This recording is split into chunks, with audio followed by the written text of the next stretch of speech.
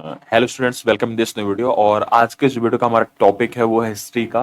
History में हम लोग आज महाजनपद पीरियड जो है उसके बारे में डिस्कशन करेंगे। इससे पहले हमने हिस्ट्री पे 4 लेक्चर ऑलरेडी डिस्कस कर चुके हैं। यदि आप लोगों ने वो वीडियोस नहीं देखे हैं तो आप लोग को डिस्क्रिप्शन में लिंक मिल जाएगा उस वीडियो की प्लेलिस्ट का। या तो फिर आप लोग क्या कर सकते हैं, चैनल पे जाइए, वहाँ पे प्लेलिस्ट सेक्शन में जाइए जहाँ पर आपको हिस्ट्री का एक टॉपिक सेक्शन मिलेगा। वहां से आप लोग क्या कर सकते हैं, वीडियोस को देख सकते हैं। और यदि आप लोगों को इस वीडियो का पीडीएफ चाहिए होगा तो आप लोग टेलीग्राम ग्रुप को ज्वाइन कर लीजिएगा। और यदि चैनल पे पहली बार है तो नीचे सब्सक्राइब का बटन है, सब्सक्राइब कर लीजिए ताकि आने वाले जो वीडियोस हैं उसके आप लोगों को नोटिफिकेशन मिलता रहेगा। तो हम लोग हिस्ट्री में अब एंशिएंट हिस्ट्री सबसे पहले डिस्कस कर रहे हैं और इसके बाद हम लोग और मॉडर्न देखेंगे, मेडीवल देखेंगे। पहला क्वेश्चन जो है हमारा आज का इस टॉपिक का, तो वो है हमारा, किसने पाटलिपुत्र को मगध की राजधानी बनाया था? तो who made the Pataliputra the capital of Magadh? तो इसका जो राइट आंसर है वो हमारा सी नंबर है। उदयन जो था इसका राइट आंसर है। उदयन जो था वो बिम्सर का पुत्र था और उसने राजगृह से राजधानी को कहा, पाटलिपुत्र स्थानांतरित किया था। पाटलिपुत्र गंगा और सोन नदी के संगम पर स्थित है और यह राजनीतिक दृष्टि से बहुत महत्वपूर्ण स्थान था। बाद में मौर्य साम्राज्य की भी राजधानी यही रहा है। Second question. सेकेंड क्वेश्चन हमारा, महाजनपद काल में किसानों से उत्पादन का कितना हिस्सा कर के रूप में लिया जाता था?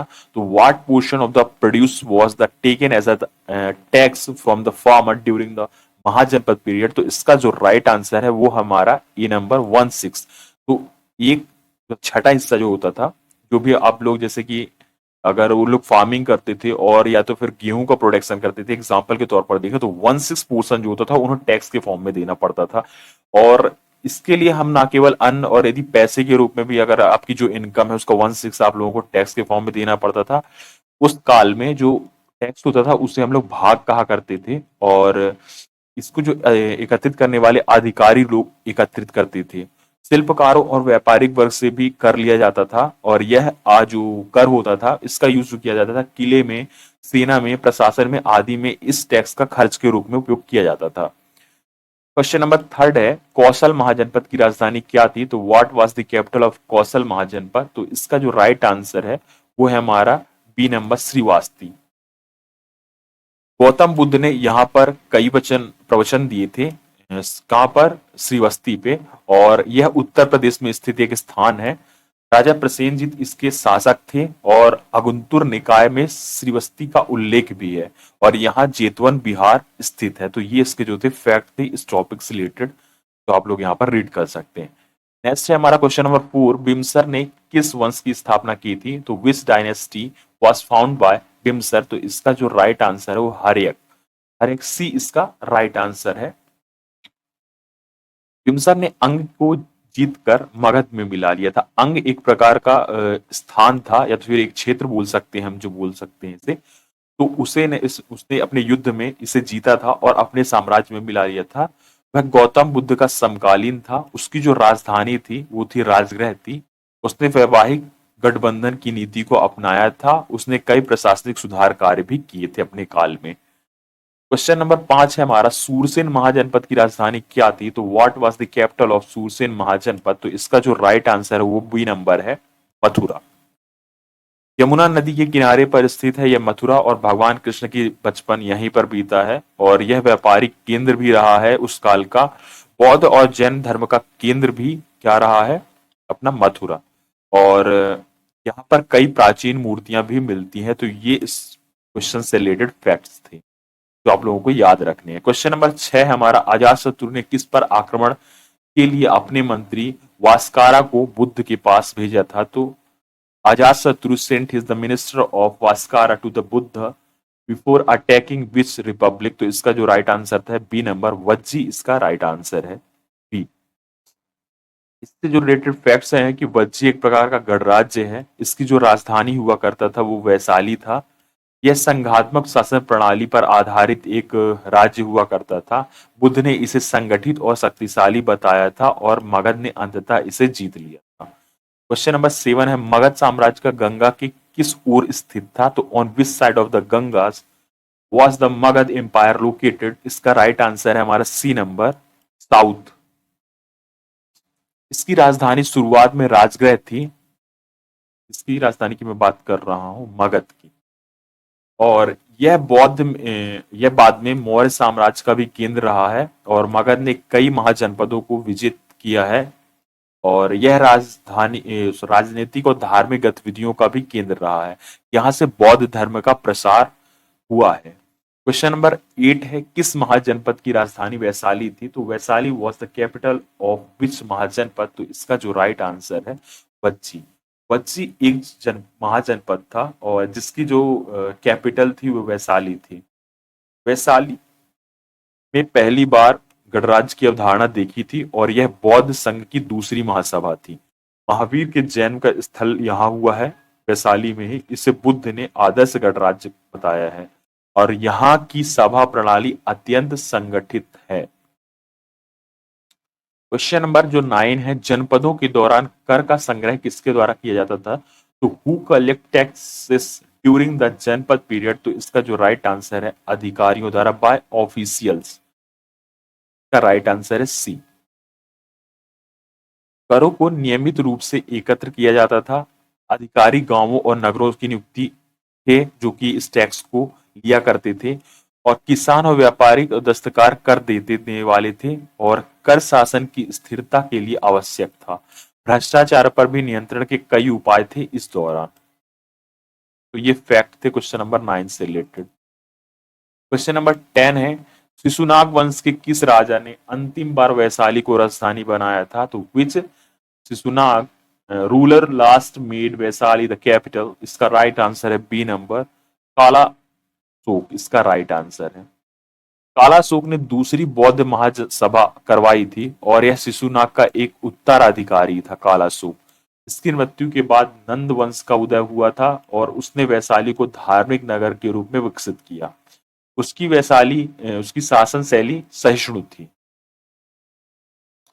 क्वेश्चन नंबर 11 है, अंग महाजनपद की राजधानी क्या थी? तो what was the capital of अंग महाजनपद? तो इसका जो right answer Champa is right answer. First इसका राइट आंसर है what was the capital of अंग महाजनपद। अंग प्राचीन काल का एक समृद्ध महाजनपद था और इसकी राजधानी चंपा व्यापार के लिए प्रसिद्ध थी। चंपा से सुदूर दक्षिण और सुमात्रा तक व्यापार होता था। ये दो स्थान थे जहां से व्यापार होता था। इसे बिम्सर ने जीतकर मगध में मिलाया था और महाभारत और बौद्ध ग्रंथों में इसका उल्लेख भी हमें मिलता है। क्वेश्चन नंबर 12 है, जनपद शब्द का शाब्दिक अर्थ क्या होता है? What is the literal meaning of the word जनपद? तो इसका जो राइट आंसर है वो है हमारा बी नंबर, जनता का शासन, प्लेस ऑफ द पीपल। इसका राइट आंसर है जनपद का मतलब। प्रारंभिक जनपद कबीलाई समाज से विकसित थे और बाद में ये स्थायी और संगठित राज्यों में बदल गए। जनपदों में स्वतंत्रता और स्वशासन की भावना होती थी उस समय। इसमें ही महाजनपदों का उद्भव हुआ है। जनपद शब्द जो है ऋग्वेद में भी आता है, तो वहीं से हो सकता है लिया गया हो ये वर्ड जनपद। बौद्ध साहित्य में कितने महाजनपदों का वर्णन है? तो how many mahajanapada are mention in the Buddhist? तो इसका लिटरेचर, इसका राइट आंसर है हमारा 16। 16 इसका राइट आंसर है, सी नंबर है इसका राइट आंसर। और ये 16 महाजनपद उत्तर भारत में फैले हुए थे। इनकी जो लिस्ट थी उसमें मगध हो गया, कौशल हो गया, वज्जी हो गया, अंग आदि शामिल थे। कुछ एग्जाम्पल है इसके। इसमें से कुछ जैसे राजशाही थे और कुछ गणराज्य थे। इसमें से कई पर बाद में मगध ने विजय प्राप्त की थी और ये 6ठी शताब्दी ईसा पूर्व के आसपास सक्रिय थे ये राज्य। क्वेश्चन नंबर 14, वज्जी संघ किस प्रकार की शासन प्रणाली पर आधारित था? तो इसका right answer B number, republic गणराज्य जिसका राइट आंसर है। वज्जी में लिच्छविकों का नेतृत्व था। सभा में वयस्क पुरुषों को भागीदारी का अधिकार भी था। यहाँ पर अध्यक्ष को राजा कहा जाता था, लेकिन वह निर्वाचित होता था। कैसे? इसका एक प्रकार से वोटिंग के थ्रू इसको हम लोग क्या करते थे, सेलेक्ट करते थे। निर्णय सामूहिक रूप से लिया जाता था। इसका मतलब किसी इंडिविजुअल जो पर्सनैलिटी थी वो चूज नहीं करती थी कि यही राजा बनेगा। इसके लिए एक जैसे आज के तौर पर हमारे यहाँ पर चुनाव होते हैं, तो इसी तरह से चुनाव हुआ करते थे और बाद में जो विजेता होता था उसी को राजा घोषित किया जाता था। बुद्ध ने वज्जी की शासन व्यवस्था की सराहना की थी और ये था हमारा 14 क्वेश्चन से रिलेटेड जितने भी फैक्ट्स थे वो हमने डिस्कस किए। इससे बाद हम लोग अब 15 क्वेश्चन के बारे में बात करते हैं। इनमें से कौन सा गणराज्य, which of the following was a republic, तो इसका जो राइट आंसर है बी नंबर वज्जी। बहुत ही इंपॉर्टेंट है क्वेश्चन, बार बार यहाँ पर देखा जा रहा है। और ये जो क्वेश्चन मैंने सेलेक्ट किया हूँ किसी ना किसी एग्जाम में पूछे गए हैं, मोस्ट इंपॉर्टेंट क्वेश्चन सेलेक्ट किए गए हैं, एग्जाम के पॉइंट से इंपॉर्टेंट है, तो आप लोग वीडियो को स्किप मत कीजिएगा, पूरा कंप्लीट इस वीडियो को देखिएगा। 20 एमसीक्यूज मोस्ट एमसीक्यूज की ये सीरीज है जहां पर हम लोग एक्सप्लेनेशन भी क्वेश्चंस का देख रहे हैं, ताकि उस रिलेटेड का कोई भी क्वेश्चन बनता है तो आप लोग उसे भी अटेम्प्ट कर पाएंगे। लिच्छविक विदेह और अन्य जन इसमें शामिल थे। वैशाली इसकी राजधानी था। इसकी शासन प्रणाली बौद्ध ग्रंथों में वर्णित है। बच्ची में महिला सदस्य भी स्वतंत्र मानी जाती थी और आजाद शत्रु ने इस पर अधिकार किया था। बच्ची क्वेश्चन नंबर 16 है, किस महाजनपद की राजधानी कौशाम्बी थी, तो which mahajanapada had a Kaushambi as its capital, इसका राइट आंसर है ए नंबर वत्स्य, इसका राइट आंसर है। राजा उदयन वत्स का प्रमुख शासक था। कौशाम्बी व्यापारिक और बौद्ध केंद्र था। यहाँ बुद्ध यहाँ कई बार आए थे और यहाँ अशोक के स्तंभ के अवशेष भी मिले हैं। यह गंगा और यमुना में नजदीक स्थित है।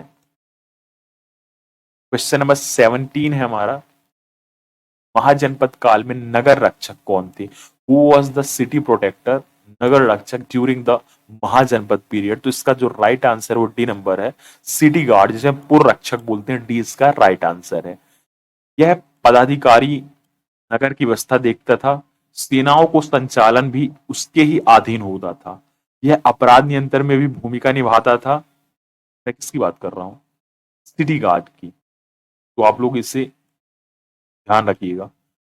यह अपराध नियंत्रण में भी भूमिका निभाता था। नगरों के द्वारों की निगरानी करने का कार्य भी इसी का हुआ करता था और नगर रक्षक शाही सेना से जुड़ा अधिकारी होता था। क्वेश्चन नंबर 18, निम्न में से कौन सा महाजनपद पश्चिम भारत में स्थित है, which of the following mahajanapada was located in western India, इसका जो राइट आंसर है ए नंबर अवंती, वो जो महाजनपद है जो कि पश्चिम भारत में स्थित था। यह वर्तमान मध्य प्रदेश के मालवा क्षेत्र में आता है। उज्जैनी व्यापार और सांस्कृतिक दोनों केंद्र था। अवंती ने मगध से टक्कर ली थी, अवंती, और बाद में यह मौर्य साम्राज्य से मिला। यह बौद्ध धर्म का भी एक केंद्र हुआ करता था। क्वेश्चन नंबर 19 है, बुद्ध के समय मगध का शासन कौन था, तो who was the ruler of Magadh during the time of Buddha, तो बिम्बसर इसका राइट आंसर है ए नंबर। बिम्सर ने अंग राज्य को जीता था और वह हर्यक वंश के संस्थापक थे। बिम्सर, उन्होंने बुद्ध को बौद्ध बिहार दान में दिया था और उसका पुत्र जो था बिम्सर का, वो अजात शत्रु था। राजगृह इसकी राजधानी हुआ करता था। बौद्ध और जैन ग्रंथों में महाजनपदों का उल्लेख किस नाम से मिलता है, by what name are the mahajanapada refer to in Buddhist and Jain text, तो इसका जो राइट आंसर है वो है हमारा बी नंबर जनपद। जनपद शब्द का प्रयोग प्रारंभिक राज्यों के लिए होता था। जब वे विस्तृत और शक्तिशाली हुए तो वह महाजनपद कहलाए और बौद्ध ग्रंथ अगंतुर निकायों में इनका उल्लेख है। जैन धर्म में भी जनपदों का उल्लेख मिलता है। इसमें ही बाद में मौर्य जैसा साम्राज्य विकसित हुआ है। ये इसके फैक्ट्स थे।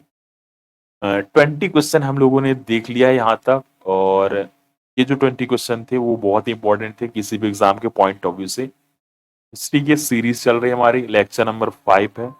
पीडीएफ के लिए आप टेलीग्राम ग्रुप को ज्वाइन कर लीजिए, डिस्क्रिप्शन में आपको लिंक मिल जाएगा। इस वीडियो को शेयर कीजिए, वीडियो को लाइक कीजिए, चैनल को सब्सक्राइब कीजिए, और पुराने वीडियोस के लिए आप लोग चैनल की प्लेलिस्ट में जा सकते हैं जहां पर आपको प्रीवियस वीडियोस मिल जाएंगे। Thanks for watching. मिलेंगे किसी नए वीडियो पर नए टॉपिक के साथ।